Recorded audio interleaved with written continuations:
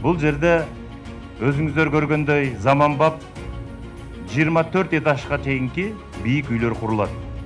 Буюрса алды быйыл жылдын аягына чейин бүтөт, жарымысы, эмки жылы калганы бүтөт. Мунун бардыгы биздин урматтуу президентибиздин жеке көзөмөлүндө. Биз мына ушулардын бардыгын командабыз менен аткаруучубуз.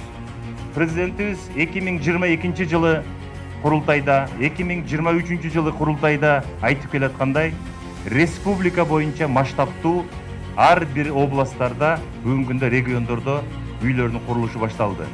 Бул биздин урматтуу президентибиздин элге болгон камкордугу. Ар бир жараныбыз, ошол миграцияда жүргөн, ошол эле базарда иштейби, ар бир жараныбыз үй деп жүрөт. Мына ошол урматтуу президентибиздин айтылган бардык тапшырмалары убагы менен аткарылып келатат. Буюрса, келе ушул жумада биз Токмок шаарында баштайбыз. Андан кийин ошол эле күнү Кант шаарында башталат курулуш. 15 февраль күнү буюрса Кара Балта шаарында курулуш башталат.